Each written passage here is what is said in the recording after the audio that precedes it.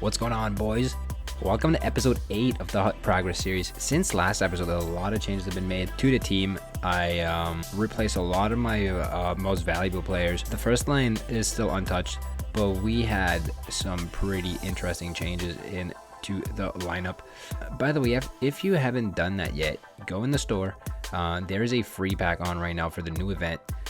There's still 7 days left on a loan of a 99 overall Patrick Kane. So go and get that if you haven't done that yet. There is also new challenges out for the event. I've already completed all of mine, but it's pretty much the same as last time. So win 5 games, 5 shutouts, blah blah, things like that. To get a 40,000 coin pack from the NHL awards. All right, so a few things that happened since last episode. We are now on progression number 21 out of 25. This one's going very well too. I haven't completed any of those challenges yet, but they're going very well so far. Advanced to Div 3 or higher, I'm working on that. I think we're actually 6-0 in online seasons. At the same time, we're still playing a bunch of champ season, comp season games. We've won 18 out of 50 in there, 439 out of 800 shots. 202 out of 350 hits, and the sets are still rolling. We are 26 out of 30. And for milestone, I have completed my 500th set to receive a 94 overall Joe Sakic, which is a player I'm using on the second line now. Speaking of that Joe Sakic, let's go take a look at the lineup. The first line is still unchanged. We have Sagan, Messier, and Naslund. The second line is actually now very different than last time. We do have Anthony Mantha that I have earned from last comp season, and the Joe Sakic I was talking to you guys about. Third line is now Doug Gilmour, that free 99 overall Patrick Kane, and Tyler Bozak still down on the third line. And I had a reroll of Eric Herna that is a left winger, but his faceoff skill is really good. He's actually 88 faceoffs, so he plays center on the fourth line, along with Philip Forsberg and Marcus Johansson. And here he is. The 99 overall is a Dano Chara.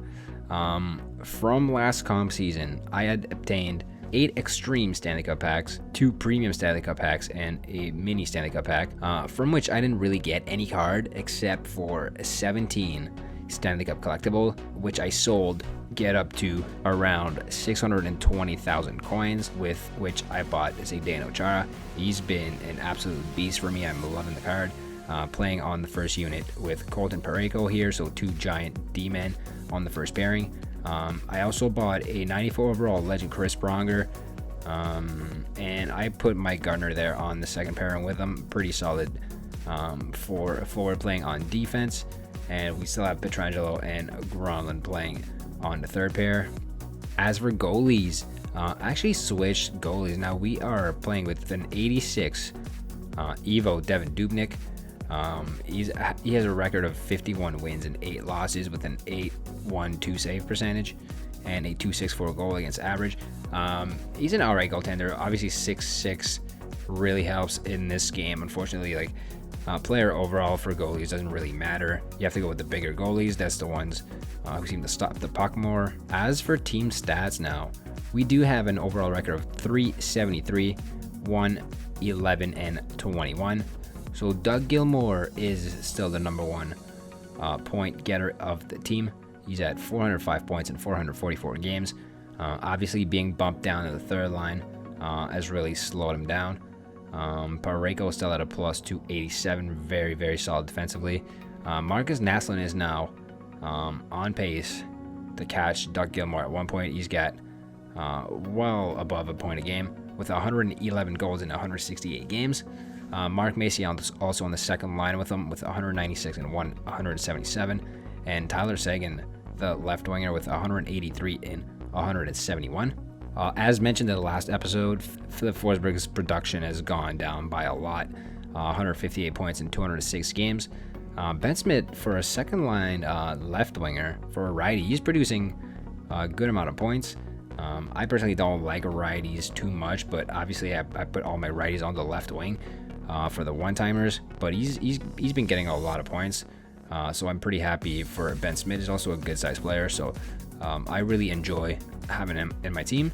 Johansson has 45 points in 138 games. Surprising thing about Johansson is that he doesn't have any penalty minutes in 138 games.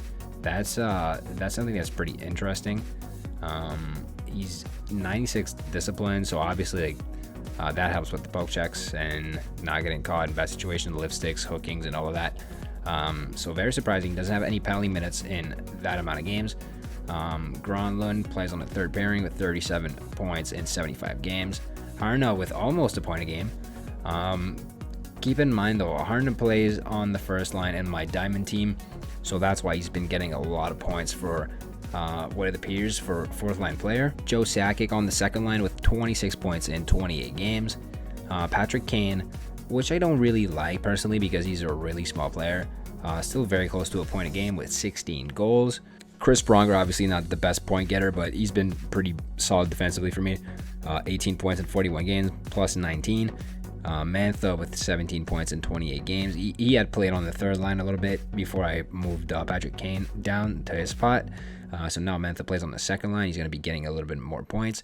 And Zdeno Chara with 4 goals in 9 games with a plus 13 differential. Obviously, his shot is just unreal. Like, D2D plays almost always work. If you walk down in the slot, take a clapper, it almost always goes in. So definitely a very, very solid card. Obviously, I only played 9 games with him, but I'm loving the card so far. I'll keep you guys updated on the points a little bit later on. And the last thing I want to talk to you guys about is the June collectibles. Those monthly rewards. I'm going to try to get 60 of those collectibles for 95 overall Joe Nieuwendyk. Obviously, I wasn't playing when the first Joe Nieuwendyk was released, so I'll have to work my way up to 60 June collectibles. Let's see how many of them we have now. I think we have a good amount because I've been playing pretty much every day. Yeah, we have 17, and we're now June 6th. So I've been getting about 3 of those collectibles every day. So by June 20th, 21st, we should be getting that Joe Nieuwendyk. I'm very excited to have him. And that's going to be it for today's episode, boys. If you like the video, if you like the series, make sure to leave a like, subscribe, and I will see you guys next week.